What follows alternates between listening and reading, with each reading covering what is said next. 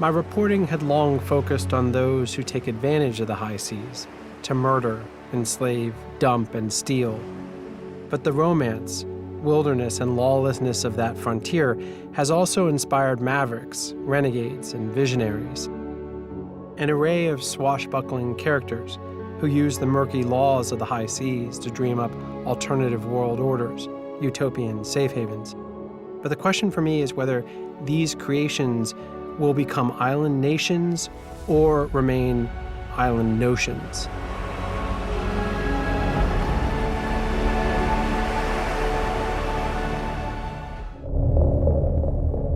Two-thirds of the planet is covered by water.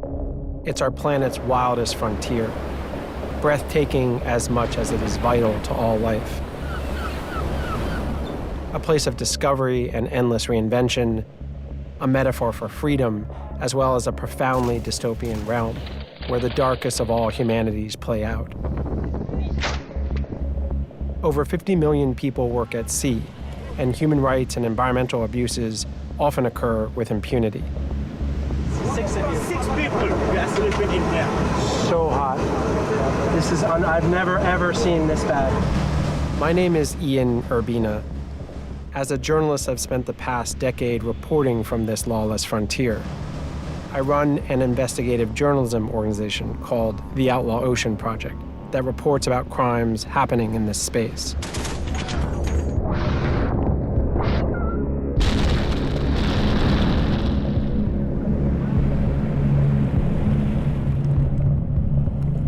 This is the Outlaw Ocean.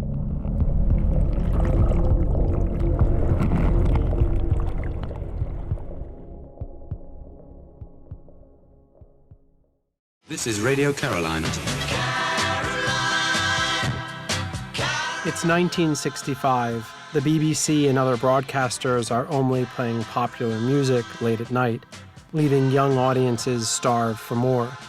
Rogue DJs turn to the Outlaw Ocean. Aboard ships in the rough North Sea, just beyond the reach of British laws, pirate radio stations are born. They quickly attract millions of listeners. Millions of kids have learnt to say, "I love Caroline" on 199, and they lap it up from 6 in the morning until 8 o'clock at night. One such pirate broadcaster was Paddy Roy Bates. He took this legal quirk a step further. On Christmas Eve of 1966, he motored a small boat 7 miles off the coast of England to a rusty, abandoned anti-aircraft tower. At the time, Ruff's Tower lay just outside British waters. Inspired with a nutty idea for a perfect gift for his wife, Roy took hold of a grappling hook and rope, clambered aboard, and declared it conquered, even making it into the local news of the time. Why did you do it? Well, I'm not really introspective, really, you know, and I never really look for the reasons why I do a lot of it. I suppose I'm a maverick. I do the unusual, and I enjoy doing the unusual. And these sort of things don't just tempt me, they attract me like a magnet, and I just have to do them, that's all. He named the disused platform just outside Britain's territorial waters Sealand. It didn't look like much, but now it was his, and his alone. And what a perfect gift for his wife. But it wasn't long before Bates's new nation was challenged in British courts, a colorful story that was reported by American media at the time.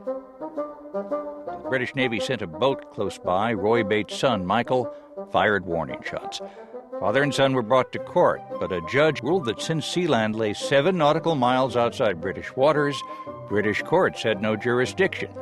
Bates took that as recognition, created a flag, stamps, passports, and currency with Jones' arresting profile and a motto, E Mare Libertas, from the sea, freedom.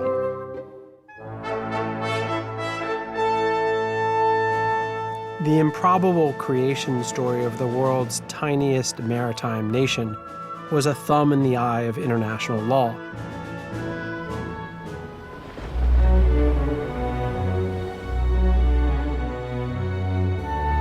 Since Jules Verne's 20,000 Leagues Under the Sea was published in 1870, people have dreamed of creating permanent colonies on or under the ocean and reinventing to their advantage the laws that govern. La Repubblica del Rosa, an Adriatic version of Sealand, lasted a grand total of 55 days before the Italian government blew it up.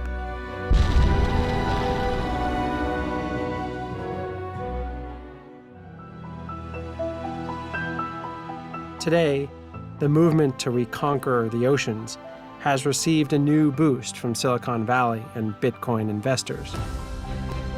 The Seasteading Institute envisions water worlds where governments are selected in an open market, taxes can be waived, and climate change can be hacked. We just need to reopen the frontier by building floating cities, city-states on the ocean.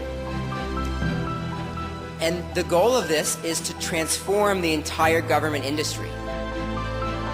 Named after the homesteads of the American West, seasteads are conceived as self-sufficient, self-governing, part libertarian utopia, part billionaire's playground. In the meanwhile, climate change and rising seas suggest their pioneering sustainable housing and food production may just offer some solutions.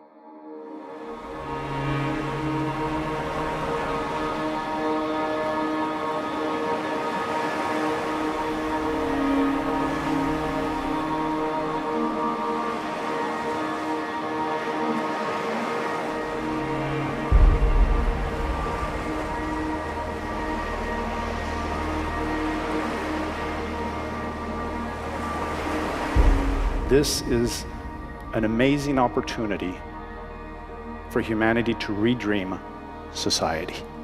This is not just about exploring and finding new territory or creating micronation states. We are talking about entire new ways of organizing society with no fixed borders, no divisions, and no limitations. I invite you to journey back to our roots. We came from the ocean, and we will go back to the ocean.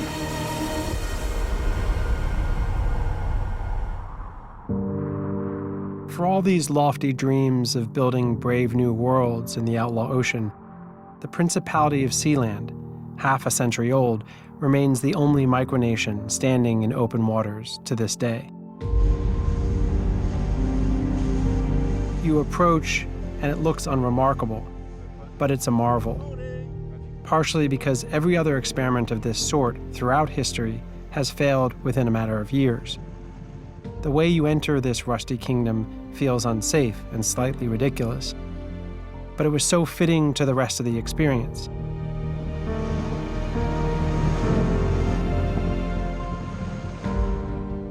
Today, the citizenry of Sealand has dwindled to one. It's this guy named Michael Barrington, who sits out there 24/7 by himself and keeps watch. Barrington, who first came to Sealand 33 years ago after working on pirate radio stations, calls it a big man cave. Where would you like your stamp? Anywhere? Anywhere, yeah. And who passes out here? Mostly fishing boats, or who comes by here? Pilot boats every day. Okay. You've got fishing boats as well. Apart from that, not a lot else. Yeah.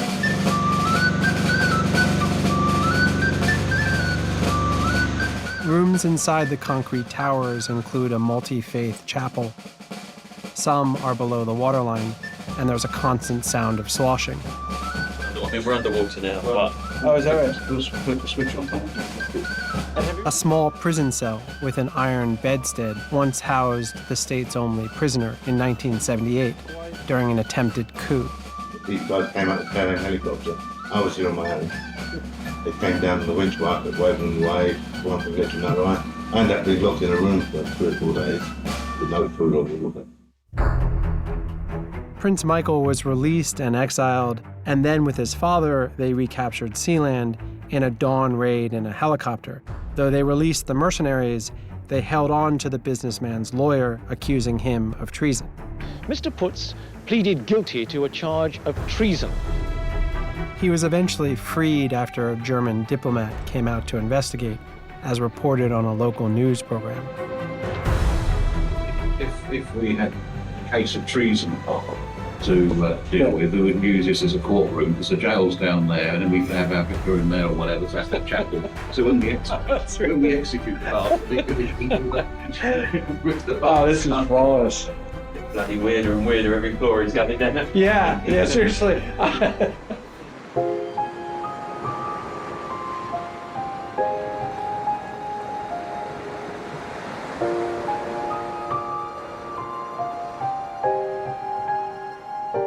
Since then, Sealand has paid its bills and kept afloat by playing host to various companies, including offshore internet server farms and tech firms, renting its space for exhibitions, oddball weddings, or music videos. But one thing was clear to Bates. Sealand was born not out of thievery, but out of conquest, and its governance would remain firmly rooted in ethics and law. Kind of child porn, kiddie porn. Right. Kind of terrorism. Right. If you want to be a country, you've got to act like a country. Acting like a country and a bit of morality. Right. Yeah? Taking advantage of a gap in international law, Sealand had grown old, while other attempts at seasteads never made it far beyond what-if imaginings. Perhaps the true secret to Sealand's survival was its limited aspirations. It had no territorial ambitions. It wasn't seeking to create a grand caliphate. In the view of its powerful neighbors, Sealand was merely a rusty kingdom, easier to ignore than to eradicate.